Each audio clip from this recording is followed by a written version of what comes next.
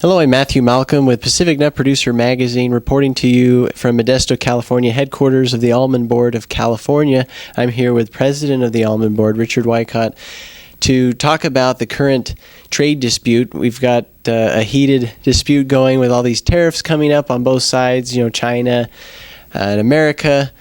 And obviously our goal is to try to take these tariffs down and, eliminate them so we can get some free trade movement of products from different various countries. And unfortunately, as everyone knows, the agricultural sector has taken a hit for this. But I'm here with Richard to talk about what kind of economic impact this really is going to have on the California almond industry. Obviously, USDA has announced some support to the agricultural industry. If you can talk about that, but also what kind of impact this is going to have on the industry, we'd appreciate that. Sure. So I guess I'll start with the fact that the California almond industry exports about 70% of our production. So we're very dependent upon our export markets and have spent decades and many millions of dollars developing markets overseas and developing relationships with the trade, as well as educating consumers on why they should be eating almonds in their daily diet. So there's a lot of investment that's gone on by our industry to develop these markets. We're also going into harvest right now, and we have an estimate that our harvest will be up about 8% over last year, so quite a considerable increase in supply coming on over the next couple months as we bring in this harvest. So the situation with trade at the moment, there's obviously a lot of discussion and talk in the media, a lot of efforts being undertaken by the U.S. trade representatives and other government officials. We all know what the objective is, which is to try and eliminate any injustices that or imbalances that have taken place over the years through other trade negotiations. And the government's using tariffs as a means of trying to, force that discussion. In terms of the almond business, so far, the major impact for us obviously has been China. Since April 2nd, our duty into China has increased from 10% to 50%. So if you're selling a $3 item into China today, effectively it's now a $4.50 item. So a very significant increase.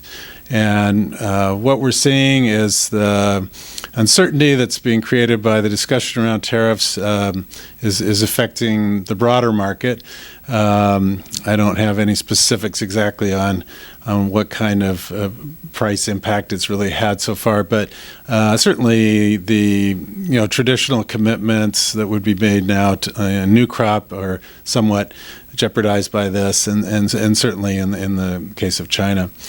When you add up the volume that we ship to China directly into mainland China or through Hong Kong or through Vietnam, it's about 9% of our volume. So it's a significant share of our production. And we are an industry that's always supported free trade and zero tariffs, and certainly would like to see the negotiations with China and the United States arrive at that end result much sooner than later. Other areas that are affecting us somewhat would be Turkey. Obviously, there's been a tremendous loss in the value of the Turkish lira, which is really more of the story than the tariffs. They did slap some new tariffs on this week and took our tariffs up slightly. So I think the major story there is more the currency really than the tariff rates. India, for now, it appears that they've postponed the tariff increase of 20% that they were proposing. And I gather there are discussions going on between the U.S. and India right now to resolve some of the trade issues there. So let's hope those have a positive outcome. In terms of the Europe, so far, we're not on the list there in terms of additional tariffs. So let's hope that stays that way. And then with NAFTA, I still don't know, what's going to be the outcome of the Canadian and Mexican negotiations. very important markets also for us. So we'll have to see what comes out of that. So I think the net on all this is that the impact on the industry has yet to really be felt. As I say, we're just getting underway with our harvest. We had a record shipment year last year, a record production year too, that we ended at July 31st. And so getting into new crop, we'll just have to see, as the next few weeks become or roll on here, it'll become more apparent, where the pain points are more than others in this. And again, our hope is that the two governments, especially China and the U.S., can get these things resolved soon. So that's sort of a snapshot of where we are. All right. Now, USDA has announced some federal aid. Is that, going to help out the almond industry, or, has that been decided on where that's going? Well, as most of you have heard, no doubt, there's a $12 billion mitigation program to try and compensate those industries that have been affected by these tariffs.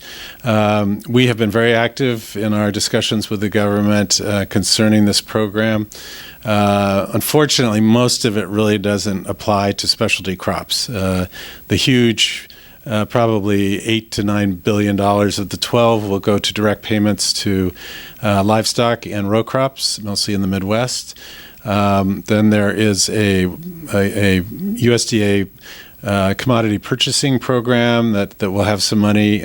Typically, almonds don't do very well with that because, we're not in a surplus position in terms of inventories, really, and our price point's quite high compared to peanuts or something else. So typically, we're not the favorite commodity or specialty crop to buy for government programs. And thirdly, they're talking about increasing the amount of development, foreign market development monies that would become available. We participate already in a USDA program that reimburses the Almond Board for some of our activities overseas, and they're talking about dedicating more funding for that. So we would participate, hopefully, in a certain way with that part of the program. But other than that, that's about it.